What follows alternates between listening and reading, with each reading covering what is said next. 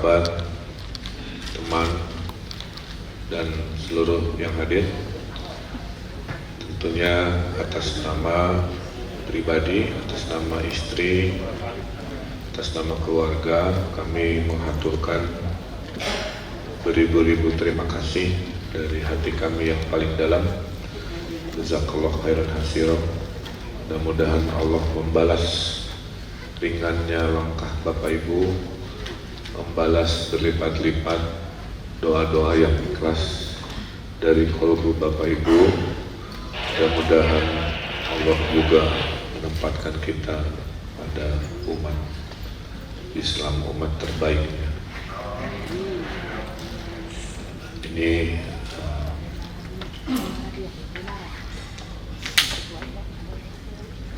pengantar pertama saya selama kejadian, jadi mohon maaf kalau mungkin agak terbata-bata.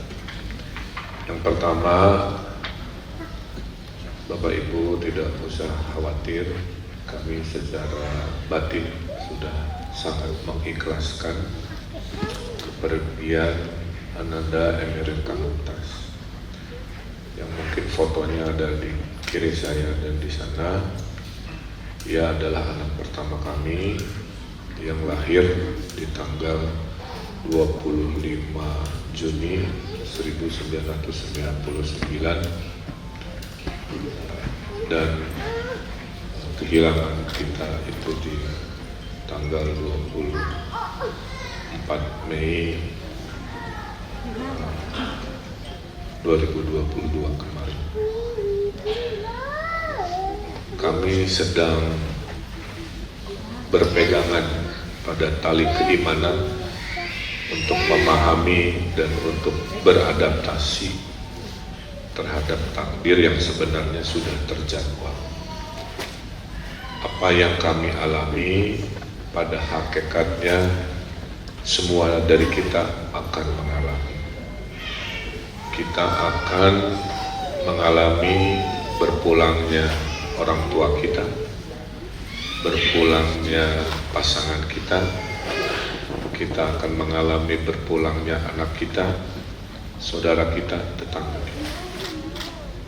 Hanya kapan, di mana, caranya, itulah rahasia Allah Subhanahu wa Ta'ala. Kebetulan jadwal itu datang kepada keluarga kami. Ananda Eril ini memang sedang safar, berniat untuk melanjutkan mencari ilmunya, karena harusnya beberapa bulan lagi memang akan wisuda. Dan seperti ayahnya ingin mencari ilmu sejauh-jauhnya, seluas-luasnya. Itu nawaitu, kira-kira. Jadi sedang dalam perjalanan niat sesuai hadis Nabi, kira-kira begitu, untuk mencari ilmu seluas-luasnya dan mencari ilmu sejauh-jauhnya. Kami juga memaknai kehidupan ini adalah perjalanan, bukan tujuan.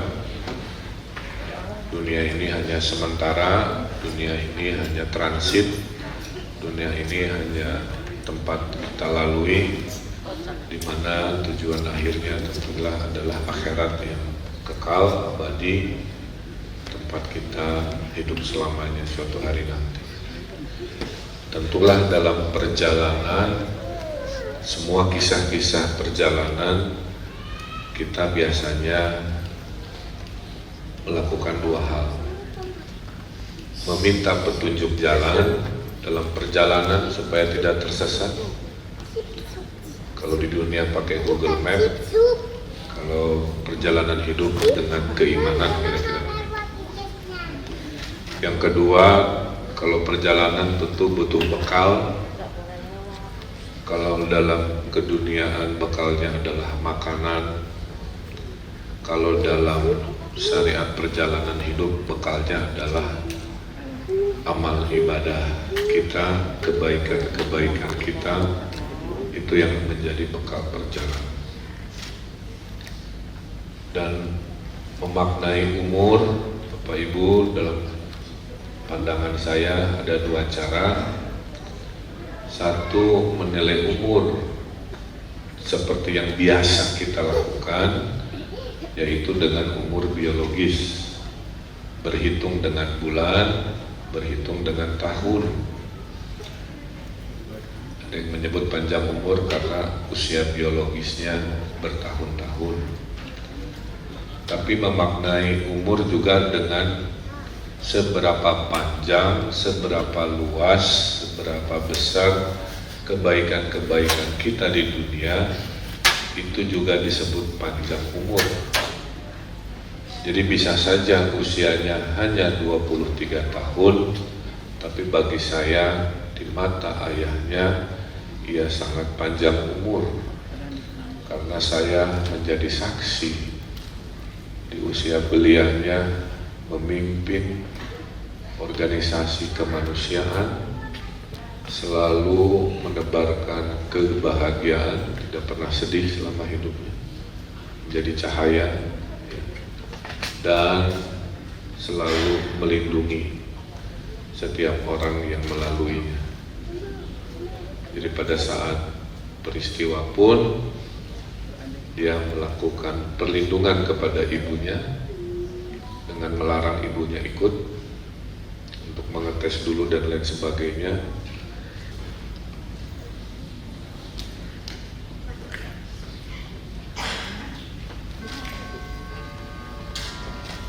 Jadi ya itulah karakter anak kami sampai detik-detiknya pun jiwa menolongnya menyertai akhlak. Itulah kami juga awalnya kaget melihat begitu banyak doa harapan dimunajatkan baik oleh orang yang dia kenal, justru mayoritas oleh orang-orang yang tidak kenal. Saya tidak berani baca berita bersama keluarga karena sudah fokus mencari. Saya ngintip-ngintip aja gitu ya. Tapi kemanapun saya intip ya beritanya tentang almarhum anak saya yang luar biasa. Akhirnya saya berpikir, mungkinkah doa-doa, pengajian-pengajian sampai dari desa-desa sampai ulama-ulama di Palestina, saya juga kaget mendoakan. Mungkin buah dari bekal tadi yang saya tidak selalu ikut. Mungkin itu buah dari dia malam-malam hujan-hujan bawa bantuan ke duafa-duafa. Mungkin itu buah dari kemuliaan akhlaknya. Mungkin jutaan doa ini juga adalah berkah dari orang-orang yang pernah merasa diselamatkan, dilindunginya dalam keseharian. Kami begini karena kami masih menggunakan logika dunia, bahwa logika dunia mengatakan siapa yang datang duluan ya perginya duluan, siapa yang datangnya belakangan harusnya pulangnya juga belakangan. Tapi rahasia kehidupan tidak matematis. Ini adalah contohnya. Anak saya datang belakangan, tapi berpulangnya terlebih dahulu. Nah, oleh karena itu memang sangat pedih ya, dan sangat sedih jika mendapati orang tua ditinggalkan anak terlebih dahulu. Kalau istri ditinggal suami itu ada istilahnya, disebut janda. Kalau suami ditinggal istri ada istilahnya disebut duda. Kalau anak ditinggal ayahnya ada istilahnya namanya yatim. Kalau anak ditinggal ibunya ada istilahnya namanya piatu. Tapi kalau orang tua ditinggal anak tidak ada istilah. Tidak ada dalam kamus. Jadi menunjukkan ya betapa level kehilangannya itu yang tertinggi mungkin seperti yang kami alami.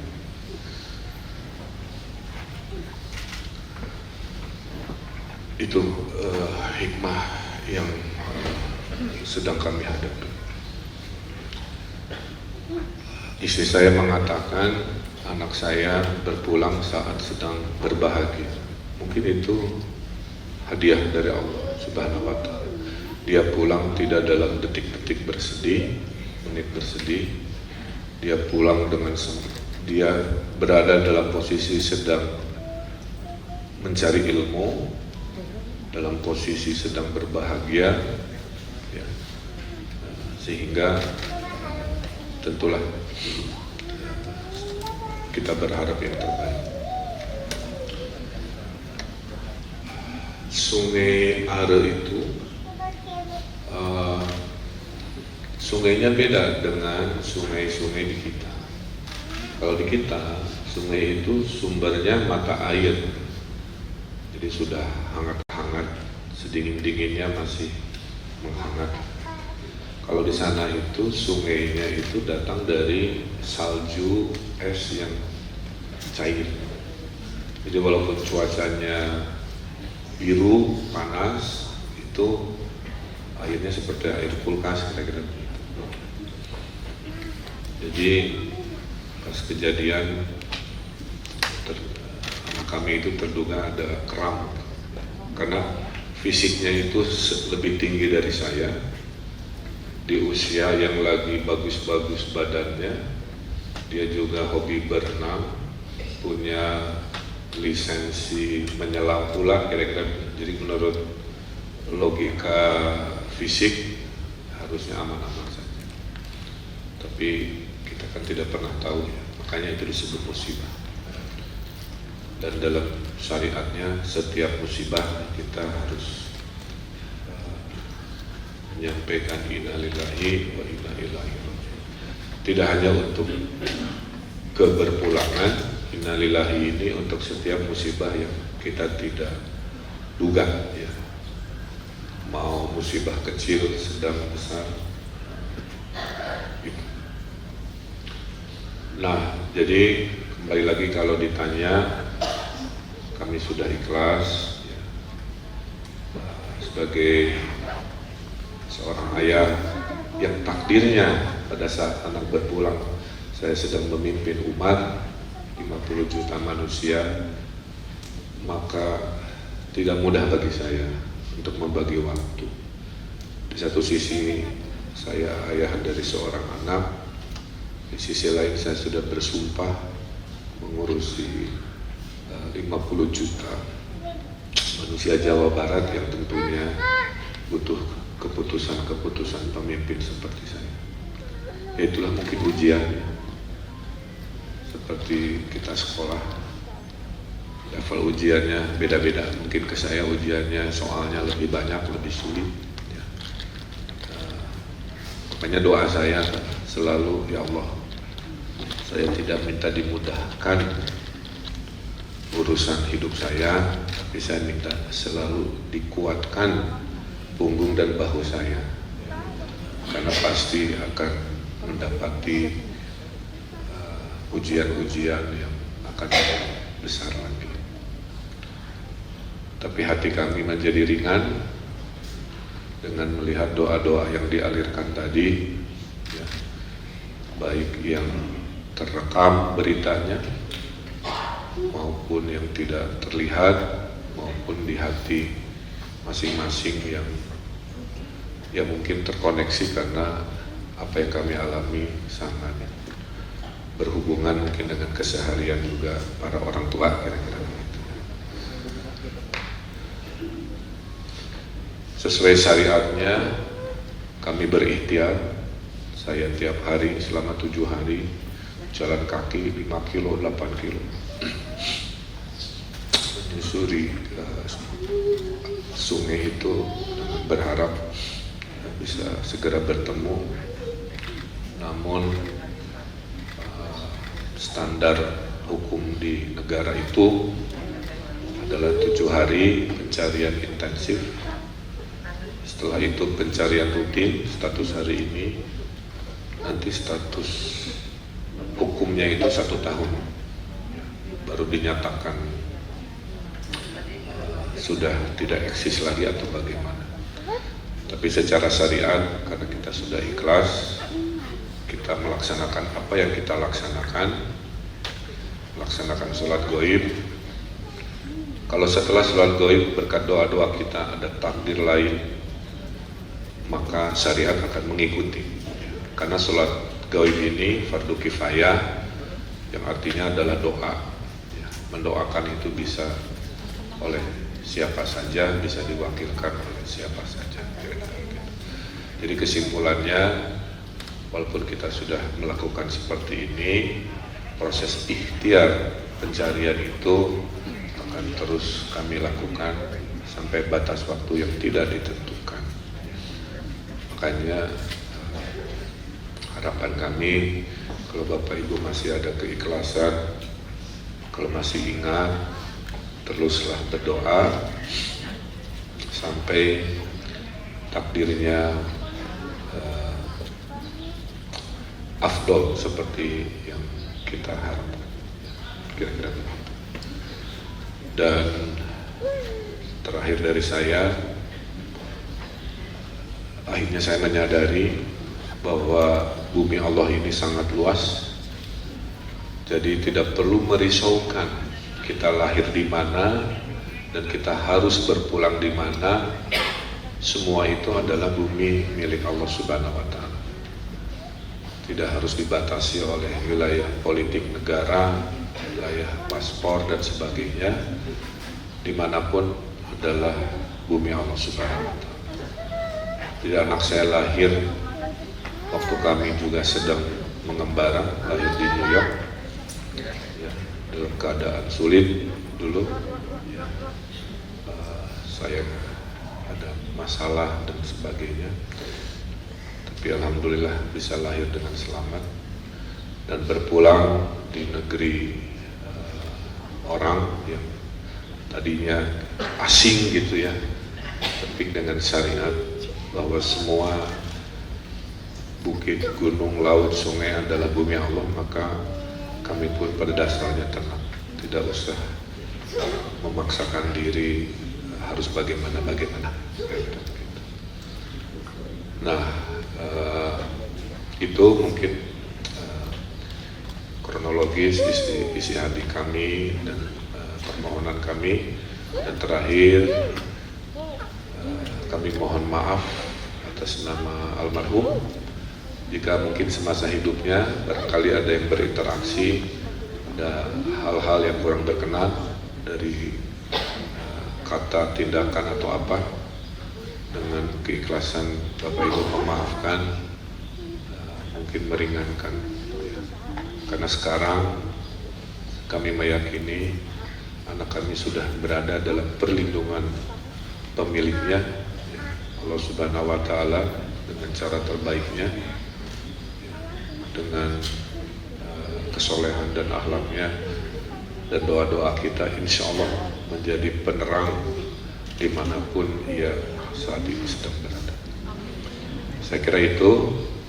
Sekali lagi jazakallah khairan katsira atas segala kehadirannya, dan tentunya atas nama keluarga kami mohon dibimbing doa oleh Ustadz Adi Hidayat yang sudah hadir. Mudah-mudahan doa yang dibimbing oleh Al-Ustadz Adi Hidayat bisa meringankan rohnya, jasadnya, dan juga meringankan kami yang sudah ikhlas seikhlas-ikhlasnya melepas kepergian hamba Allah yang dititipkan kepada kami. Karena pada dasarnya anak kita itu titipan. Pada saat pemiliknya meminta, tentu sebagai tempat penitipan, walaupun berat kita harus ikhlas mengembalikan kepada pemilik. Itu saja yang bisa saya sampaikan. Kurang lebihnya mohon maaf. Allahumma muwaffiq ila aqwamit thoriq. Billahi taufiq wal hidayah. Wassalamualaikum warahmatullahi wabarakatuh.